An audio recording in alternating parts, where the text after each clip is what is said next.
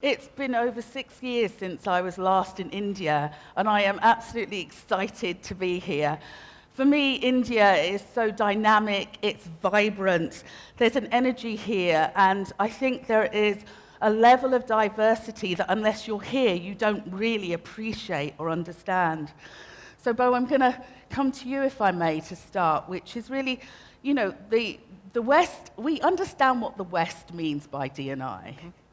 But what does it mean here in APAC and in particular in India? And what are some of the opportunities and challenges that are emerging across APAC? Absolutely. So obviously, I think a lot of countries, especially in India, when you start talking about diversity and inclusion, you immediately start with the gender topic, right? Male and female. But we're already seeing in a country like India and across Asia, conversations spreading to things like racial ethnic diversity, religious diversity, socioeconomic status, LGBTQ, lesbian, gay, bisexual, and transgender, and so many others like disability as well. There are so many dimensions where we can start having the conversation.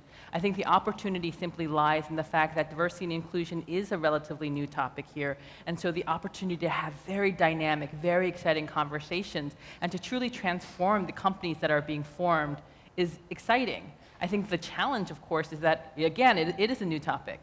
And so you're looking at sometimes having conversations that will make people deeply, deeply uncomfortable. You're going to challenge people's root beliefs in what and how the workforce should look. There are people that simply believe women don't belong in the workplace. And by having this discussion, you're going to be challenged that aesthetic. There are going to be people who say, we shouldn't be talking about sexual orientation or gender identity in the workplace. That has no place in this sphere. And you have to say, yes, in fact, we do have to have these conversations. So I think the challenge will simply be that people will be made very uncomfortable. But as I always say, you're doing diversity and inclusion right when you're a little bit uncomfortable. I think it's interesting. You talk about India, and the fact that the laws have changed in India.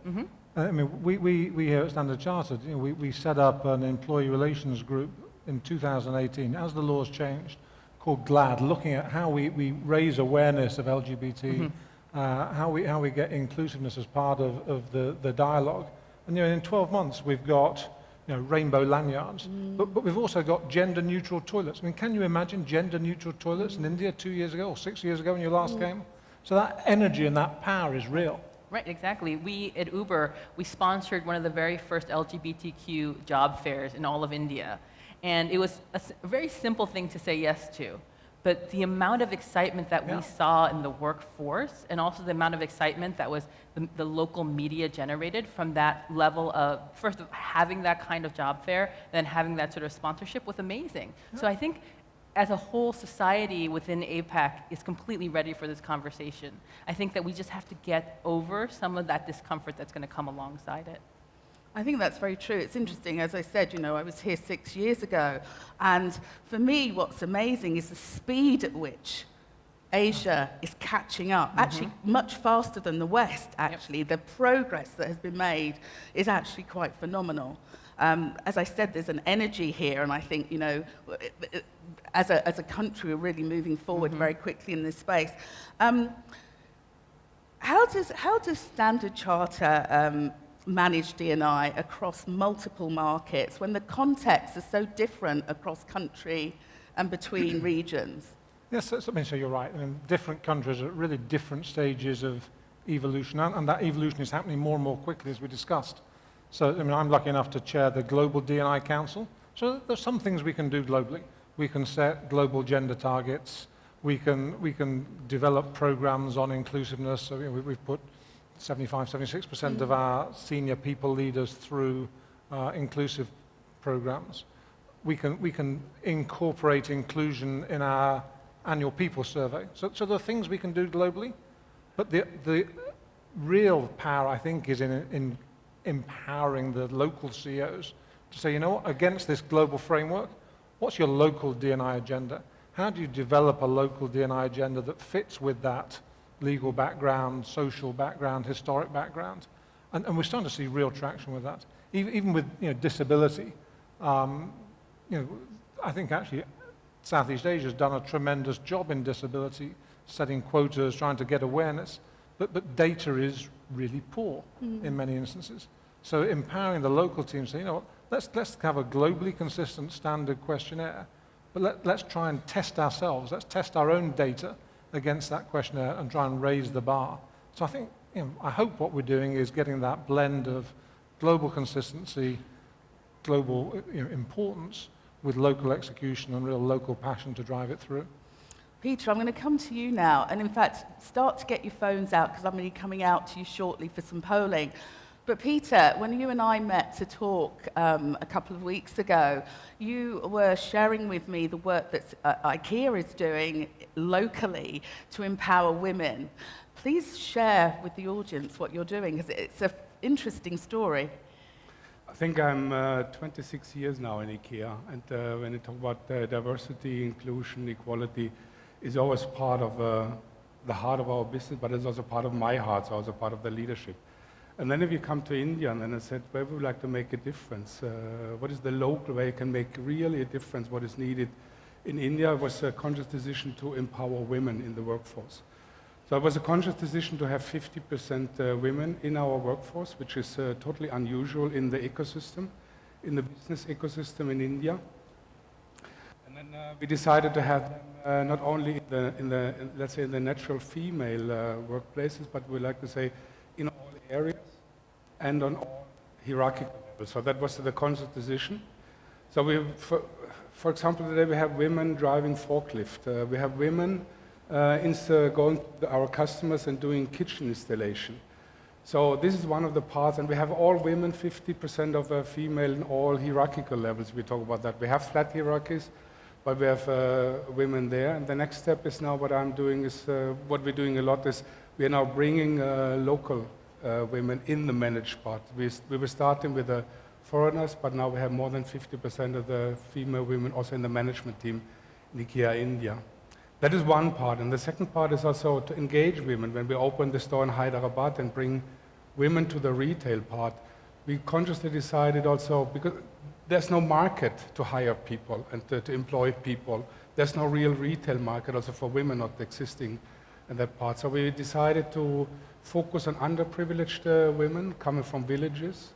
We engaged a Disha program together with a development program from the government, with the UNDP, with other retailers, and with the IKEA Foundation. We were training all over the country more than 1 million women, and we took almost 80% of the women retail skills, language skills, how to approach a customer, blah, blah, blah. So we were bringing them to our store, and that was a real adventure and a real fantastic experience, because they were coming out of a society where you normally don't go to work. So we needed to talk in some cases with the family, with the fathers and with the mothers, with the brothers, with the husbands, and said, to bring them to work so that they're allowed to go to work and bring them in and then train them. And today we have, if you interview them, we have some fantastic videos around them. They're so engaged in the business. We have one, she says she was refusing a lot of offers to get married because she said, if the prerequisite is not I can continue to work, I will not marry that guy. So that is something really exciting. They're bringing home the money. It's for me, it's by heart. So they said, the first what I did, I bought some jewelry for my mother, or I was supporting my brother. So this is something which is touching me a lot and other people. And this is one of these good examples. Then we have had that before. We are working now supply chain. We are working with artisans. So we're looking on local entrepreneurship. So we are creating products and selling them around the world. Also women, or mainly women around that part. So it's part of our DNA. But in India, very specific, it's to have 50% women in the workforce in all areas. I think the supply chain point is a really interesting one, in terms of how you can integrate what you're doing as a standalone business, but into your broader client base, but also into the suppliers that support you. Yeah. And we had a classic case last year where our group general counsel turned down a lawyer pitching for business because they turned up with a very undiverse pitch. And we've now included in terms of our spec, when we're asking suppliers to pitch for business, all aspects of business, be it stationary suppliers to logistics, to really set out what their D&I plan is as part of it. So I think there's a role that business can play, not just in itself, but to leverage that in the societies in which it operates. Same with our customers. partnering with our customers on International Women's Day. We've got 200-odd customers coming to partner with us in terms of really making this important and promoting it as something that matters. So I think there's a leverage game that we can play as well. I think it's been very clearly pointed out how you're taking a very local approach to attracting talent here in India. So a polling question to the audience. The question is D&I in your agenda, is the D&I agenda at your organization promoted through an overseas or a local lens, or a global and local lens? Wow. Oh, that's nice.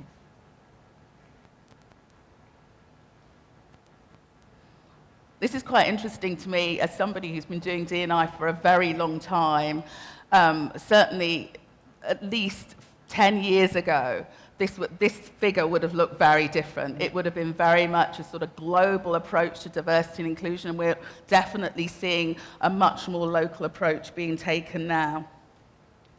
So, Bo, what are some of the impacts that D&I has had on your organization, whether it's through sort of people strategy or from a business focus?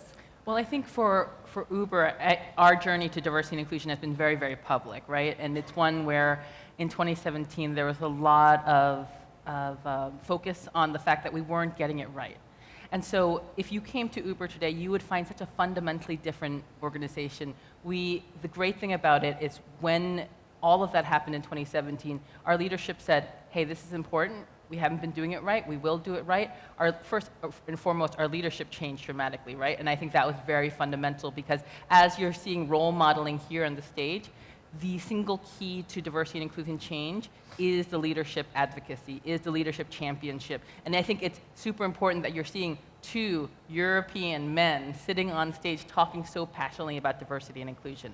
So that's one thing that really has changed is the leadership commitment. Then when we really started doing this, we started stripping down and taking a look at every single one of our internal systemic processes from performance management, recruiting, promotion, all of that, and said, rather than simply trying to quote unquote fix the women or the people of color or simply hire a bunch of them, we said, how are our systems being designed either to validate or invalidate women and underrepresented minorities and anyone who's underrepresented, and let's fix the system. Because we know that the problem isn't the women. We know that the problem aren't those people who are underrepresented. It's the system within which they have to work. And a system that has historically told them, you have to act a certain way, you have to behave a certain way, you have to adapt to this culture if you're going to survive. If your strategy for D&I is focused on, okay, women, once you come in, you have to start acting like the men, or okay, you have to start acting like the white people, or whatever, you're going to fail. You have to say, how is the system broken? How is the system fundamentally broken for underrepresented people, and fix it. So that's what you'll see the real differences right now are the systemic changes in our processes. But our true goal is to say, how does building more diverse teams first enable us to meet the needs of our diverse customers? We have over 7 million riders who engage in our platform every single day. We have 7 million customers.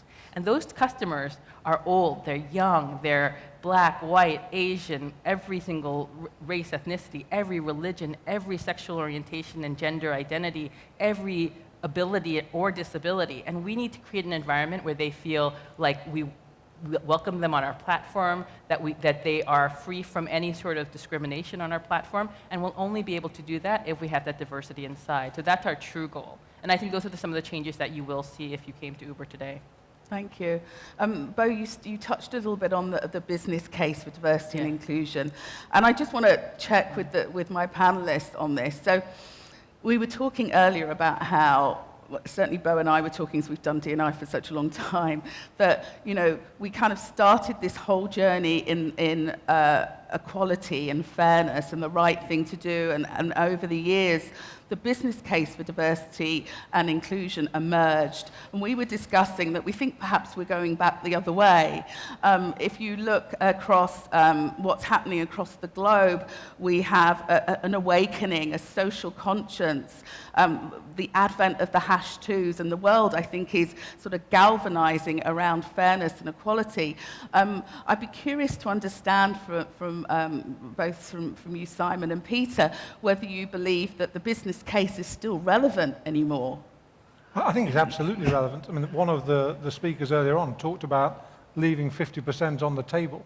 You know, if you've not got 50% of your workforce female, then by definition you're missing 50% of the talent in the workforce. So you start off at a disadvantage. I think when you then start to break it down a little bit further into the overall talent pipeline, into the products that you can develop that have diversity as part of their construction, again, there's economic benefit. We launched a sustainable deposit that allowed people to put money with Standard Charter that then goes to be invested in UN Sustainable Development Goal projects. Mm-hmm. That deposit was cheaper than a standard deposit. So there's a real, people value it. And actually, plug Bloomberg, the use of the Bloomberg Equality Index is fantastic. Mm-hmm. People are proud to be part of it, proud to be associated with it. And I think that in itself has momentum that carries value in the firm. Peter. I have a strong belief if equality is a human right, and then this is part of that implicates that diversity agenda, if you take it really serious, you cannot say but in the business, so you have to stand up for that part.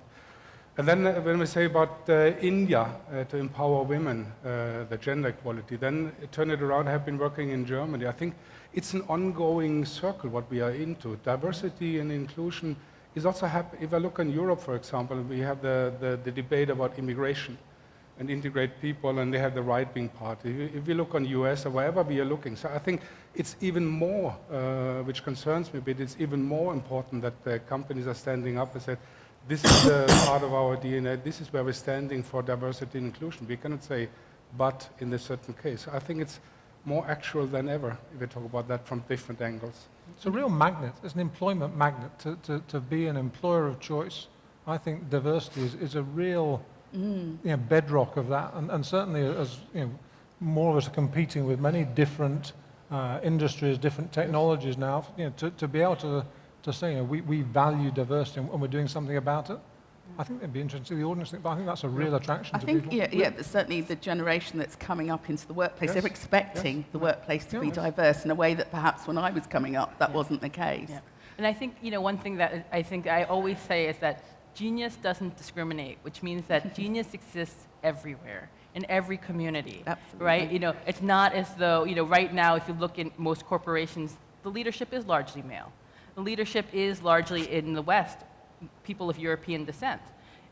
We know that genius doesn't get distributed unevenly to that population, right? Simply that we haven't taken the effort to find that genius. Yeah. And to your point, what are we leaving on the table when we don't find that genius, right?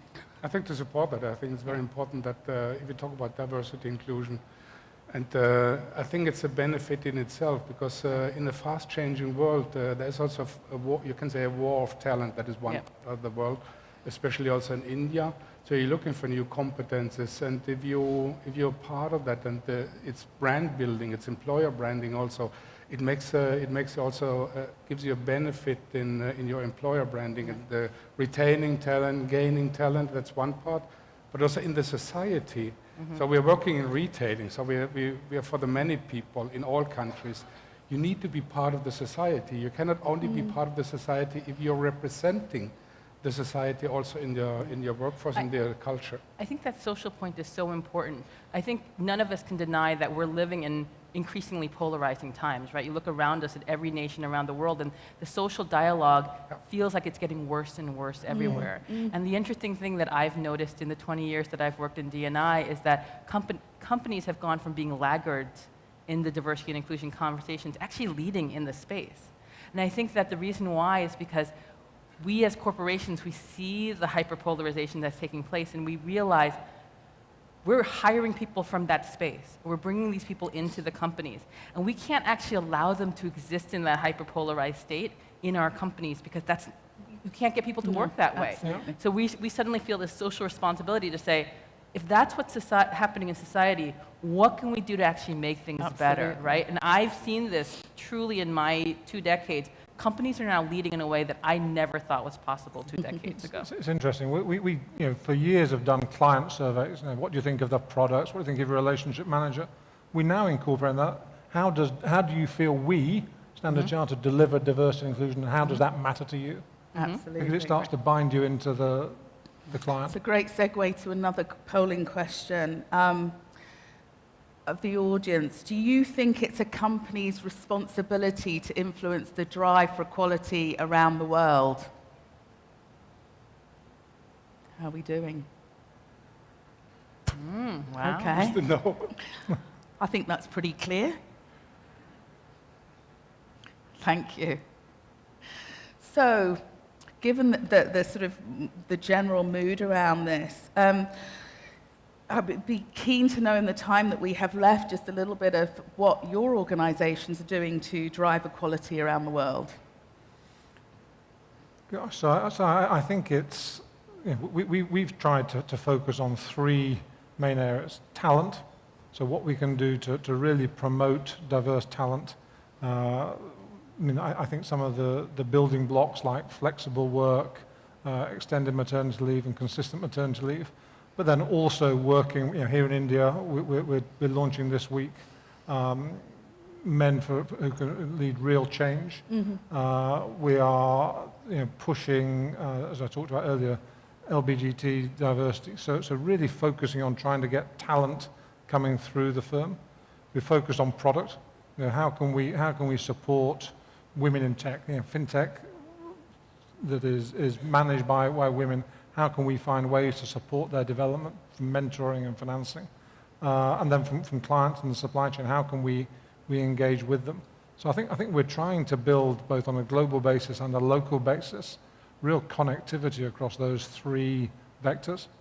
Perfect. Peter? I think it starts on the top level. So that is an experience you have since 30, 40 years. If your CEO or your top-level leadership is not convinced about that, it's not part of the DNA, then it will not happen. In Ikea, it is part of the DNA and it's part of the culture. So you need to create the culture for diversity and inclusion, for equality, so that's a natural part of your culture and not something on the moon or a satellite going around where you talk about on Sunday speeches. So it has to be a natural part. And then also, I think as a third part, I offer myself also to stand for that. You need to create goals. We achieve what we're aiming for, what we are measured for. Then we say we want to have 50% women in the workforce with all the barriers in India. But you set that as a goal, and that's not negotiable, and then you will reach it with all the things, and then you invest in that part, and then you make a signal and give an influence also to the people around you in your workforce, but also you give a good example, I think, for the society and for your suppliers and the ecosystem what you're working with. In the last couple of minutes that we have left, I'd just like each of you to just share or impart some wisdom to our audience, to maybe some of the leaders in the audience, if they're going back to their organizations.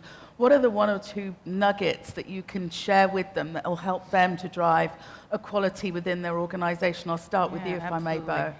What I would say is the conversation is still fairly new here, and any company that really truly prioritizes diversity and inclusion, you will have a huge first mover advantage. You will be able to gain a reputation from a very early stage, and you will get that brand, the employer brand opportunity from there. So even if you're sitting there going, I'm still not sure about this, if nothing else, you get the first mover advantage. So use that as your drive to really focus on this and commit to this. Thank you. I think lead by example. I mean, one of the best compliments that was paid to me in this week was, "You're not from HR." That's nothing. Not sure how I that's take nothing that. negative. No, because I think if you lead by example and show that this matters from a business perspective, I said, I'm pale, male, and stale, but I hope I can still make a difference. And I think making positive examples and really trying to show that it matters to you, it matters to your business. I think you can really inculcate that into the business. Peter? It's just exciting. I just don't dare, with all barriers what come, it's just exciting. And I think it's a fantastic opportunity for the business wherever we are when we talk about diversity, inclusion, equality. I'm also sitting here and working on, my successor will be an Indian woman. That's quite sure today already. I'm working on that. Well, I'm incredibly optimistic about what I will see in the next 6 years. Hopefully I will be back before then. There is, again, this incredible energy here. particularly in India, I think we've moved the agenda so quickly. I think the momentum's with you. Keep going. I'm very excited. Thank you so much, Simon, Bo, and Peter. Thank you.